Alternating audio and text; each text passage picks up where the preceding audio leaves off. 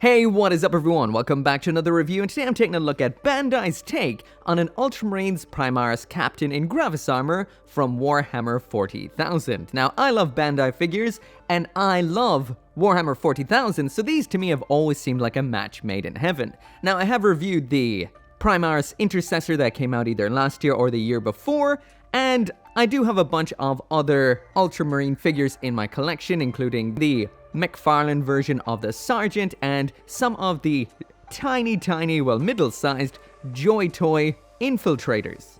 Now, considering that Games Workshop is licensing out its licenses, well, Warhammer 40,000 licenses to other companies that are making figures, they might make your head spin a little bit because there are so many. Now, if you're going to be going for Bandai's offering right here, I guess what they're offering is higher quality than something like the McFarlane figures, a much larger scale than what we'd see with the Joy Toy figures, but at a whopping and crippling €240, is this figure actually worth the massive price point? I guess we might as well find out. First off, I will mention that I just had to have this Gravis figure because it was actually the starter set that came with the Gravis Captain that got me back into Warhammer after many years, I think since 3rd edition. So this one kind of has a bit of a special place in my heart, and to kind of call myself out a little bit, this is the actual mini of the Gravis Captain. It's only half painted because I didn't actually have the colors for using on the cape at the time, and in the couple of weeks it took me to order the colors for on the cape, I just kind of left it and never really got back to it. And that was about 5 years ago, so yeah, that happens with me with a whole lot of things. Anyway, let's go check it out.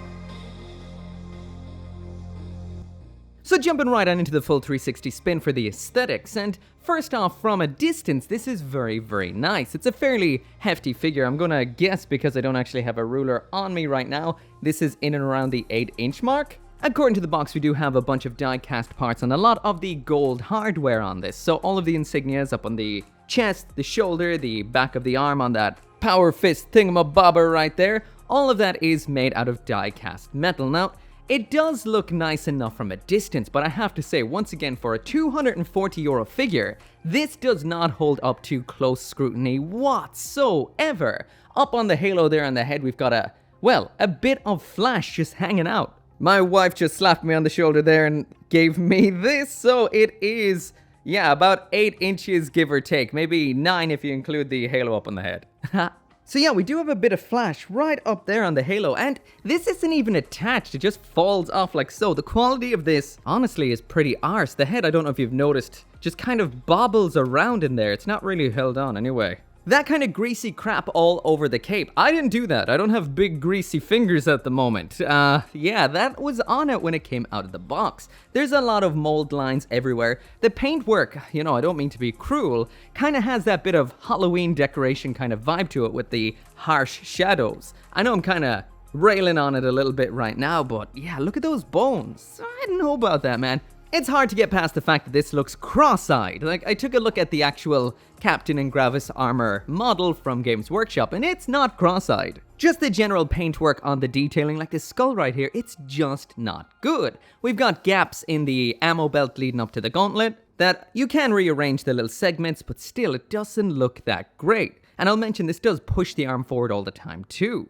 Over the last few days, I've taken a look at a few figures, and, you know, they all differ in quality and size and whatnot. We had the absolutely ridiculously good Mosho Date, which costs about $40 less than this, and is way bigger. I took a look at some of 3-Zero's figures as well, which are $80 and $60 comparatively. These are a little smaller in general, but the quality is perfect, and the paintwork is phenomenal. This, man, even by Games Workshop's pricing system, which, whoa, I don't know. I'll also mention that red Bandai logo on the box, this is not Tamashii Nations or anything like that. This is not a, well, high-end part of Bandai at all. As far as I know, that red logo is only on toys? I'm not sure how they've actually split that up now. But yeah, that's pretty rough. Like, for a Bandai actual action figure, it's poor quality. For something from Games Workshop, it's poor quality too. Anyway, let's do some comparisons. So now on to the size comparisons, and there it is with the last Primaris Space Marine that came out from Bandai. Now I will mention, I did question the quality of this a little bit in its review, but compared to what we're looking at today, it's a much, much better feeling and looking figure. As for the other options that are out there, there it is side by side with the McFarlane Primaris Space Marine. There it is side by side with the Joy Toy offerings, which are tiny, tiny, tiny, but I will mention, these are awesome. I love them. There it is beside a 3-0 Optimus Prime I looked at recently, which is $80, which means you can buy 3 of these for the price of this thing. And speaking of what you can buy from 3-0 for the price of this thing, you can buy the Hulkbuster for pretty much the exact same price. And that's half made out of metal, huge, and looks phenomenal. The Gravis Captain, not so much.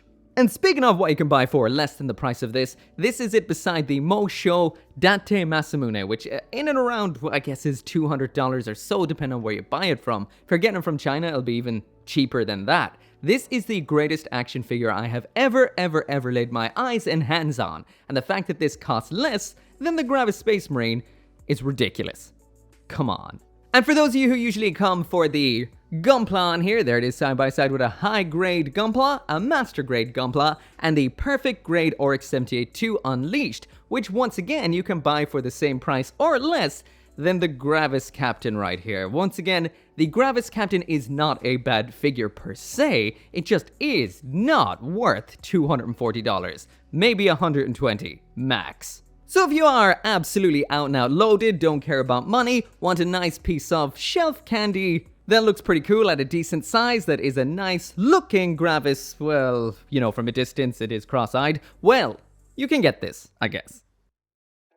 So now jumping into the accessories, and here is the Primaris Captain in Gravis Armor with absolutely everything that comes with. We do have a couple of options in here, mainly when it comes to the pipes around the legs, the hands, as well as the sword. So as for the options in here, first off we have alternate piping for using on the legs. The ones I've used here are apparently, according to the instructions, for posing with. So these have a soft pliable pipe that will not get in the way of the knees bending. As for the alternate ones we have, these ones are hard. So we do have the articulation at the top and the bottom, but they will not bend. And according to the instructions, these are for standing poses. So they might help it stay upright in standing poses, but I've found no issues so far with the pliable ones in that regard. So now moving on through the options, and we do have some options when it comes to the hands. So far we've seen this fist attached throughout the whole review so far, but as for the alternate hands we have in here, we've got a open palmed expressive hand. There it is from the inner side, there it is from the outer side. It's sculpted quite well, painted nicely. We do have an included right hand as well for holding the weapons. Of course, the only replaceable hands we have in here are for the right hand. So what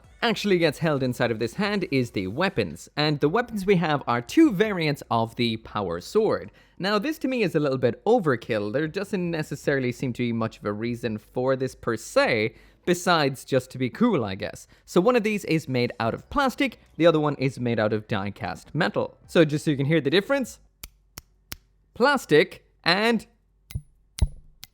die-cast metal. According to the instructions, the purpose for this is the plastic one is for posing and the metal one is for display. Now they both slot into the hand in the exact same way. You can hold on to them most of the time. The wrist can pop quite easily at times. But honestly, I don't necessarily see the point in having two. The plastic one looks absolutely fine. It even has a nice shiny blade that catches the light in a better way than the die-cast metal one. But then again, you might like the matte look of the die-cast metal, but it is nice to have a bit of a choice in here. You can definitely pull off some better poses with the plastic one, and the metal one can be a little bit on the heavy side. Now, the one thing I'll have to say here, though, is, and I'm absolutely not taking the piss at this point, this, well, figure takes the piss out of itself. Both of these came out of the box bent. The plastic one ever so slightly bent, but noticeably, and the metal one very, very bent. Well, not hugely bent, but noticeably bent. If you do pose it the right way, you won't notice this, but I would prefer to have one intact sword as opposed to two mildly bent ones. Anyway, finally there is a pose of it with some nice lighting with the sword attached and what it will finally look like up on your shelf. Once again, this does look very, very nice. It's quite large, it's very detailed, and in general, there isn't really all that much in the lines of, well, mishaps on the surface, and from a distance you won't even notice the ones that are here, so the only real down point to this is that it's ridiculously overpriced. If it wasn't, this would be a nice enough figure. So now moving on to the articulation, and first off, the general comment on the strength of this. For the most part, this is quite nice because it does have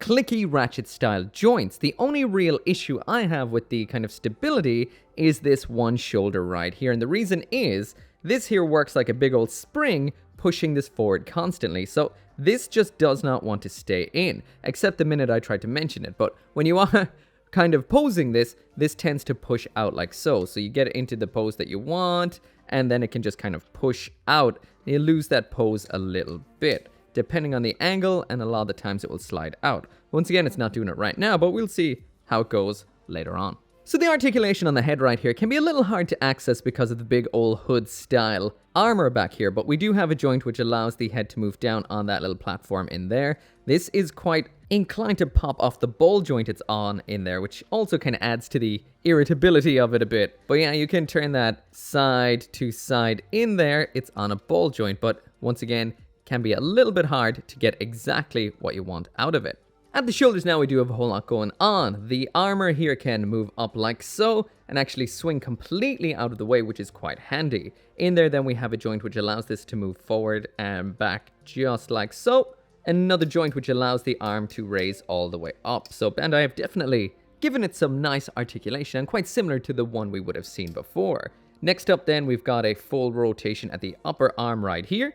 At the shoulder, you will get the arm to spin the full 360. Once again, that is a ratcheted joint for strength. Next up then, there is the bend at the elbow. Once again, ratcheted ever so slightly. That is the full bend, and we've got a nice bit of armor that blocks the joint. Of course, from the forearm down, both arms are different. This is a ball joint, which is a little bit limited, but not too bad. You'll get what you want out of it. So when we flip over to the other side with the Bolt Storm Gauntlet, this is the same sort of range of motion as well. You get the bend out of it there. It is interesting to note that the fingers are actually articulated, so the thumb can move, I think, it feels like it can, ever so slightly, and the individual digits then can bend like so, and like so. Each one is independent. There isn't a huge range of motion. You can't actually really get them to flip the bird per se, which is sad, but that's still kind of cool. Now, when it comes to this figure, my absolute favorite thing about it, and this really changes my opinion a little bit, towards the good side that is this absolutely arse-kicking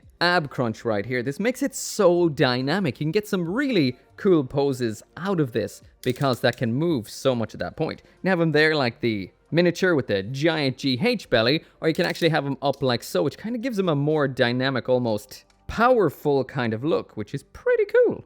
We've got a rotation here as well, so you can rotate side to side like so. It's a little bit blocked by the chains down below, but this little segment can actually move to get you some out of that. So that makes it a little bit more expressive looking, and so far that's kind of cool. Down at the hips now, I will mention these chains are actual metal chains. These parts are metal too, which kind of makes me forgive the paintwork on them ever so slightly. That is kind of nice. They're good and heavy. When they're out of the way, there is the kick all the way up to the front. I'll mention this in a second. There it is all the way out to the back, not too bad. And then there is its attempt at the splits, which is not too bad again for such a beefy boy. The skirting armor here is on ball joints, so this has caused me no trouble so far. You can swing it back, swing it forward, and then, well, there, it fell off. If you pull it too hard, it falls off. But yeah, a little bit of up and down. Yeah, so these guys back here give me a little bit of issue. They tend to pop off a bit while posing. So I'd say if you eventually get used to posing this, you'll hold on to those while posing. But I think it's just that little bit there that kind of clashes and sometimes knocks them off. At the upper leg, we do have a little bit of rotation here, but as you can see, this clashes with the side skirt. Next up there is our bend at the knee, so it's only a very, very small one. And then down at the foot, there it is all the way down, so that's next to nothing. There it is all the way to the front, so down, up, not much. There's this side to side pivot. Once again, it isn't a lot, but we do have a nice little bend at the toe. So anyway, as for the articulation, this can't really pull off a whole lot. It's got some nice movement here and there, but on the whole is quite limited. And once again, this is a Primaris Space Marine Captain in Gravis Armor, not a Harlequin, so I guess you can't be expecting too much from it. So anyway, that right there is it for the review, and I'm just going to ignore the price point at this point, and I'll mention it again at the end. This is a nice figure. The only real thing I'd point out that kind of distracts me about it is the fact that the eyes look a little bit too close together. You could modify that by just painting them a little bit, but that is a little distracting to me. Besides that, there are some quality issues, a little bit of flash up on the halo up top, and a wonky bit of paint here and there, but on the whole, it's not that bad. The accessories are a little bit strange. They get a metal sword and a plastic sword. It could have been either or, honestly. And when it comes to the articulation, we have some nice aspects like the fact that the Boltstorm Gauntlet does have moving fingers, and we have a nice ab crunch, which makes it quite dynamic for something so big. But at the end of the day, this to me is not a $240 figure. You can get so much better from so many other sources, and this just kind of feels like a massive ripoff. That would be it. Again, it is nice, it's just not $240 nice. Or should I say €240? I don't know how much it costs in dollars. Anyway, as always, thank you so much for watching. Make sure to come back for more figure reviews, and I'll see you next time.